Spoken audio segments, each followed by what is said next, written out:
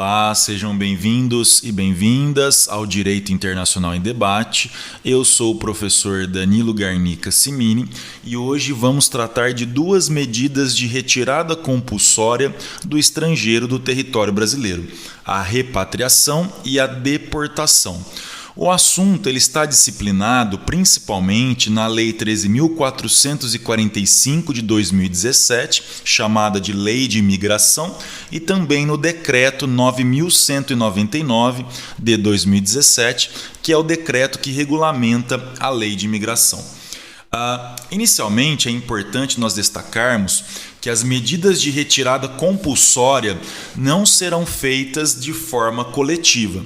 Então, entende-se por repatriação, deportação ou expulsão coletiva aquela que não individualiza a situação migratória irregular de cada migrante. Uma outra questão importante, ainda nessa parte das disposições gerais, é que não se procederá à repatriação, à deportação e à expulsão de nenhum indivíduo quando subsistirem razões para acreditar que a medida poderá colocar em risco sua vida, sua integridade pessoal ou sua liberdade seja ameaçada por motivo de etnia, religião, nacionalidade, pertinência a grupo social ou opinião política. Ainda a legislação brasileira estabelece que o beneficiário de proteção ao apátrida, refúgio ou asilo político não será repatriado, deportado ou expulso quando houver processo de reconhecimento de sua condição pendente no país. E na hipótese de deportação de apátrida, a medida de retirada compulsória somente poderá ser aplicada após autorização do Ministério da Justiça e Segurança Pública. Em relação ao procedimento de deportação, ele dependerá de autorização prévia do Poder Judiciário no caso de migrante em cumprimento de pena ou que responda criminalmente em liberdade. Falando agora especificamente sobre a repatriação, de acordo com a nossa legislação, a repatriação consiste em medida administrativa da devolução ao país de procedência ou de nacionalidade da pessoa em situação de impedimento de ingresso identificada no momento da entrada no território nacional. Então, assim que esse estrangeiro coloca os pés no Brasil, essa situação de impedimento de ingresso, essa situação irregular é constatada. Mas caso a repatriação imediata não seja possível, a entrada do imigrante poderá ser permitida desde que o transportador ou seu agente assine um termo de compromisso assegurando o custeio das despesas com a permanência e com as providências para a repatriação do imigrante, do qual constarão o seu prazo de estada, as condições e o local em que o migrante estiver. Então, percebam que, se não for possível devolver essa pessoa, esse imigrante, ao seu país de procedência ou de nacionalidade, ele pode até ficar aqui no Brasil desde que o seu agente, ou melhor, o transportador, ou o seu agente, o agente responsável do transportador, assine esse termo de compromisso.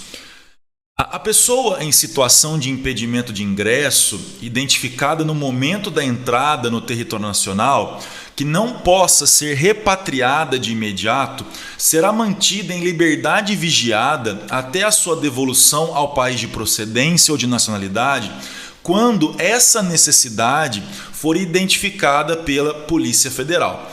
Então, a questão da repatriação é muito importante, porque também deve ser observado aí, nesse caso, quando não for possível uma repatriação imediata, a assistência por parte da Defensoria Pública da União.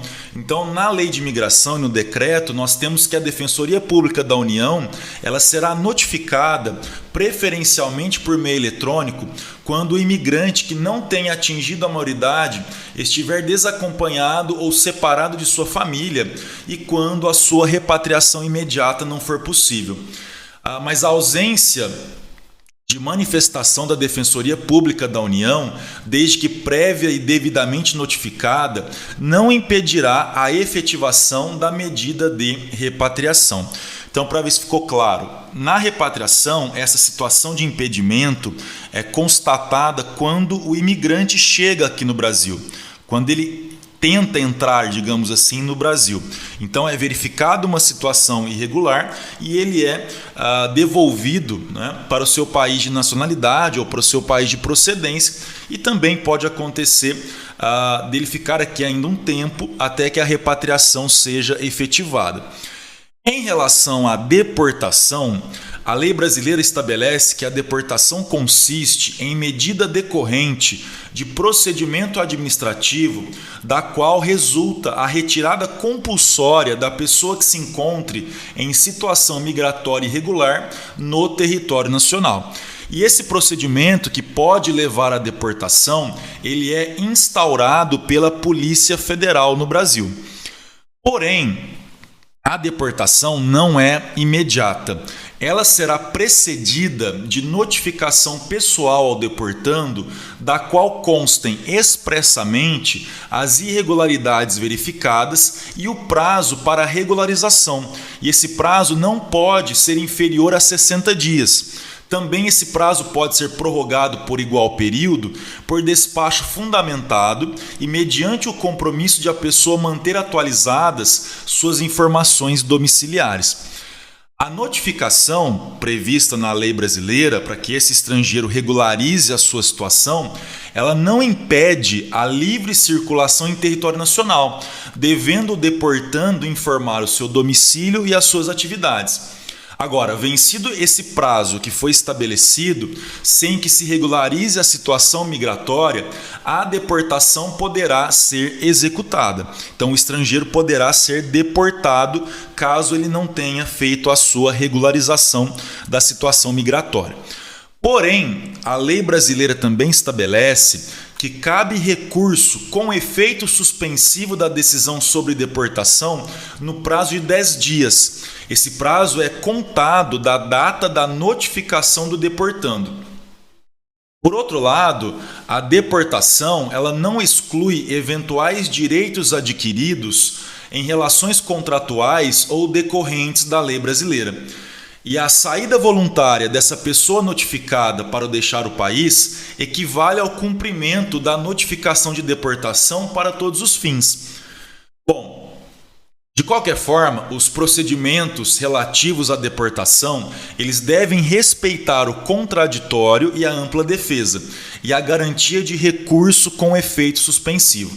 A Defensoria Pública da União, ela deverá ser notificada preferencialmente por meio eletrônico para prestação de assistência ao deportando em todos os procedimentos administrativos da deportação. E a ausência de manifestação da Defensoria Pública da União, desde que prévia e devidamente notificada, não impedirá a efetivação da medida de deportação. Agora, em se tratando de apátrida, o procedimento de deportação dependerá de prévia autorização da autoridade competente.